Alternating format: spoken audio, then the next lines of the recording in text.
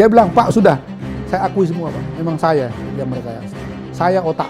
Sangat mungkin memang terjadi bahwa itu dilakukan oleh lebih dari satu orang. Ya, ketika kami periksa Richard, dia mengakui bahwa Pak FS ini melakukan tembakan, ya, 2 tembakan ke Joshua. Indikasi bahwa pelurunya jenisnya juga berbeda, di satu posisi tubuh Joshua dengan di posisi tubuh yang lain itu ada ukuran yang berbeda satu dengan lainnya. Jadi sangat mungkin memang terjadi bahwa itu dilakukan oleh lebih dari satu orang. Dia mengakui dialah otak yang merancang obstruction of justice. Ya. Sudah ada skenario dan mereka diingatkan untuk nanti kalau ada pertanyaan, ya ingat itu skenarionya.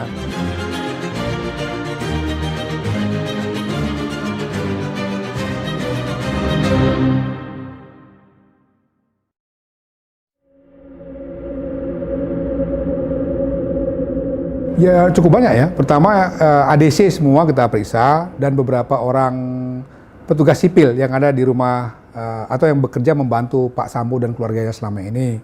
Kemudian juga ya Pak Sambo sendiri dan beberapa saksi-saksi lain kita sudah mintai keterangan.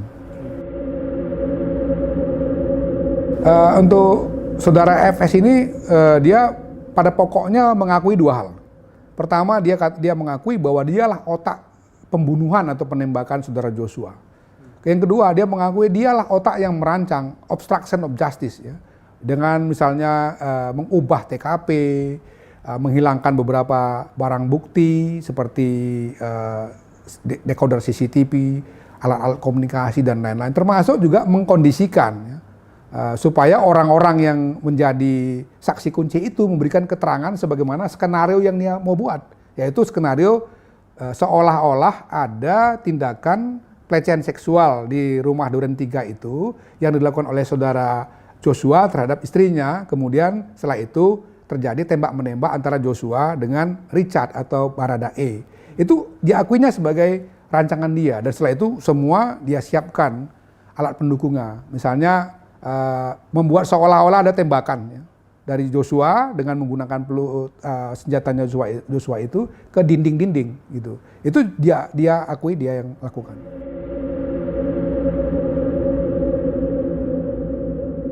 Dia tidak secara terbuka mengakui itu, tapi dia katakan memang dia yang perintahkan Richard atau Baradae itu untuk melakukannya. Sementara sebaliknya ketika kami periksa Richard, dia mengakui bahwa Pak FS ini melakukan tembakan, ya, 2 tembakan ke Joshua. Kemudian setelah itu dia memanggil KM, RR dan Richard itu untuk dia kasih arahan bahwa kalian harus lakukan ini dan ini begitu. Itu dia akuinya. Kemudian dia Ibu PC dengan rombongan ini pergi ke rumah dinas, kemudian dia menyusul beberapa menit kemudian yang itu mengesankan seolah-olah dia mau pergi ke tempat lain. Terus tiba-tiba dia balik itu. Dia katakan tuh dia skenariokan. Sebetulnya memang dia akan ke TKP untuk melakukan eksekusi terhadap Joshua gitu. Ya kami meyakini bahwa memang tidak mungkin itu dilakukan oleh seorang Richard sendirian, karena misalnya arah peluru datangnya dari tempat yang berbeda ya. Artinya tidak mungkin orang yang sama berbolak-balik dari satu tempat ke tempat lain untuk melakukan tembakan. Yang kedua juga indikasi bahwa pelurunya jenisnya juga berbeda, satu posisi tubuh Joshua dengan di posisi tubuh yang lain itu ada ukuran yang berbeda satu dengan lainnya. Jadi sangat mungkin memang terjadi bahwa itu dilakukan oleh lebih dari satu orang. Dan dalam hal ini kalau kita merujuk kepada pengakuan Richard, selain Richard itu ya tadi dikatakannya adalah saudara FS. Pada kesempatan kami bicara itu dia belum secara terbuka mengatakan itu. Tapi dia katakan saya tanggung jawab semuanya lah. Hasil forensik pertama itu ada 7 lubang ya, yang itu dari 5 tembakan, karena memang misalnya di satu bagian tertentu peluru itu kena di satu tempat kemudian menembus ke tempat yang lain. Jadi memang bukan dua peluru, tapi satu peluru dengan dua lubang. Tapi ada yang lainnya itu satu peluru misalnya di dada yang itu tidak tembus, dia tinggal di bagian belakang, Kemudian dengan begitu lubangnya cuma satu di dada sebelah kanan misalnya. Yang lainnya gitu juga. Jadi totalnya semua kurang lebih itu ada 5 tembakan dengan jumlah liang atau lubangnya itu memang lebih dari 5. Menurut dia marah karena ada kekerasan seksual dari almarhum Joshua terhadap istrinya. Tapi sekali lagi itu kan pengakuan dia ya. Dan menurut saya itu harus ditelusuri juga oleh penyidik lebih seksama apakah benar terjadi perkosaan itu. Gitu. Ya karena sudah beberapa kali dia mengubah-ubah keterangan juga.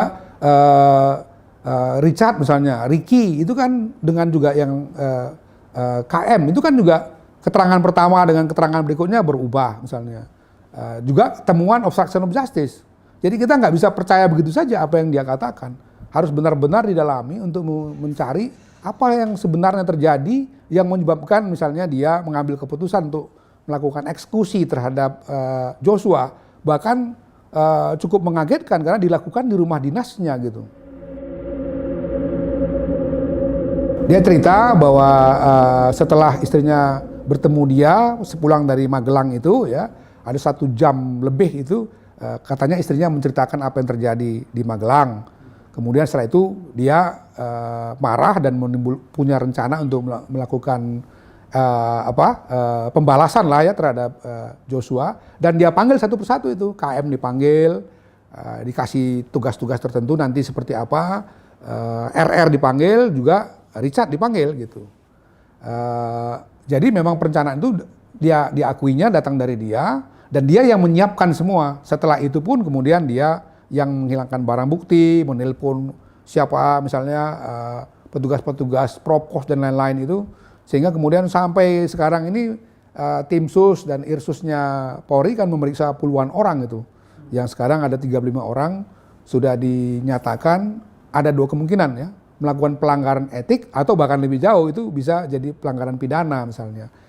Komnas selalu mendorong kalau dia terbukti melakukan tindak pidana harus dengan tegas juga Polri melakukan proses hukum pidana kepada mereka.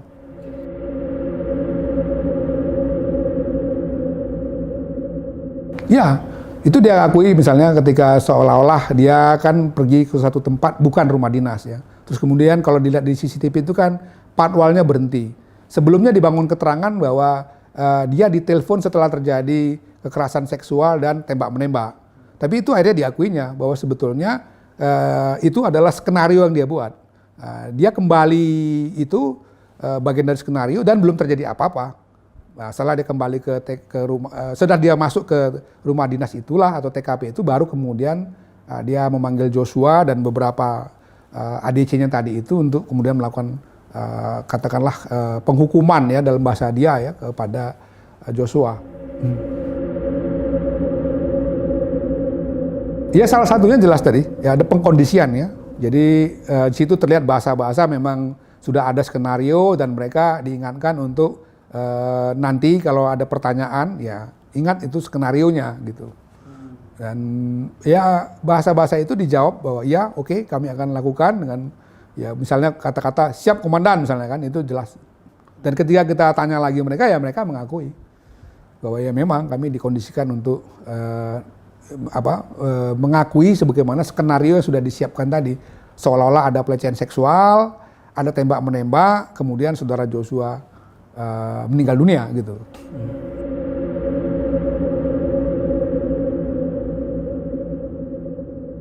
Apakah Anda mengakui ya Anda yang merekayasa semua ini? Kami punya bahan-bahan nih. Kalau dia nggak mengakui, kami akan tunjukkan misalnya pembicaraan yang sudah terekam itu. Dia bilang, Pak sudah, saya akui semua Pak. Memang saya yang merekayasa. Saya otaknya. Karena itu bahan-bahan yang sudah kami siapkan tadi itu memang akhirnya tidak kami tanyakan lagi karena dia sudah mengakui semuanya dan toh apa yang dia katakan lebih detail itu sudah ada di BAP dia ya. Tapi dia sangat kooperatif waktu itu. Menyampaikan semua halnya, sekali lagi dia hanya minta dipahami emosi saya seperti ini. Walaupun dia katakan, saya tidak bisa membenarkan tindakan ini, saya salah. Saya tanya juga waktu itu, kamu merasa bersalah nggak dengan Richard?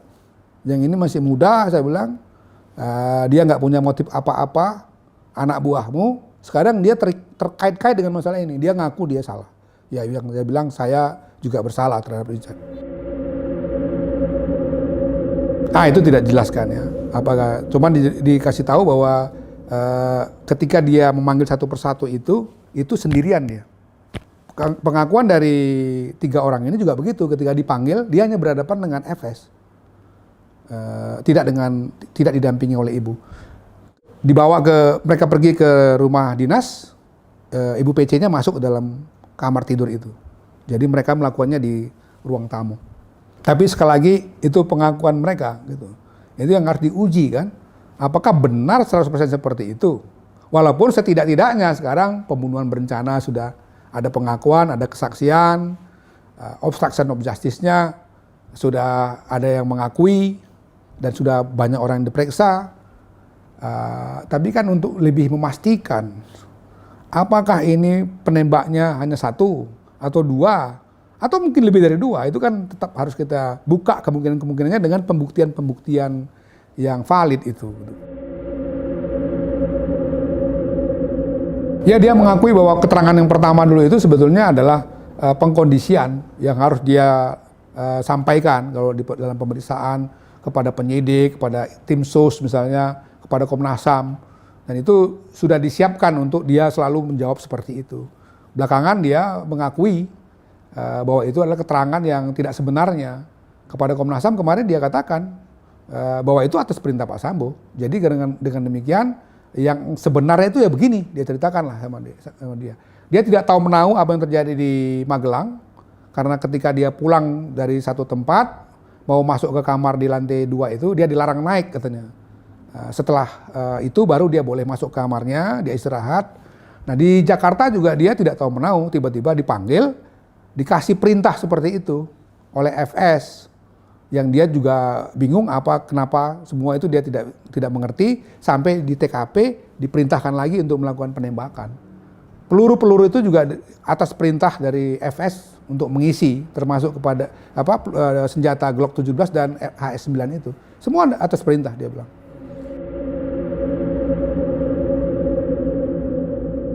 Ya, dia katakan begitu. Kepada kami dia katakan begitu, kepada tim sus juga, karena kami kan ada koordinasi sama tim sus ya, mengatakan yang sama. Juga kepada penyidik dia katakan yang sama. Dan ketika kami cross check lagi kemarin, dia katakan iya, itu keterangan yang sebenarnya Pak. Walaupun dia bilang dia dalam beberapa hal karena dia ketakutan melakukan tindakan itu, dia sebetulnya nggak terlalu memperhatikan ya, dia menutup wajahnya untuk melakukan penembakan itu. Jadi dia kalau ditanya persis, misalnya berapa kali FS melakukan tembakan, dia tidak terlalu ingat. Tetapi dia tahu bahwa FS memegang senjata dan menembak. Ya, saya sudah bicara dengan beberapa pimpinan tim sus ya. Saya katakan bahwa tolong dipastikan konstruksi peristiwa dengan alat bukti dan lain-lain itu memang harus betul-betul rapi dengan dukungan alat bukti, informasi, data yang valid. Kenapa? Karena saya khawatir di persidangan misalnya kalau itu tidak bisa didukung tadi oleh alat bukti dan data-data yang kuat, bisa jadi misalnya dakwaannya malah ditolak kan. Padahal ini satu peristiwa yang akhirnya menjadi sangat serius karena presiden mengambil perhatian, elit-elit juga mengambil perhatian dan seluruh Indonesia mengambil perhatian. Jadi saya sebagai ketua Komnas sudah mengingatkan tim sus dan juga penyidik supaya betul-betul berhati-hati menyiapkan seluruh alat bukti dalam nanti ya yang akan masuk ke dalam dakwaannya jaksa misalnya ke pengadilan itu harus betul-betul didukung oleh alat-alat bukti yang sangat valid sehingga tidak terbantahkan begitu.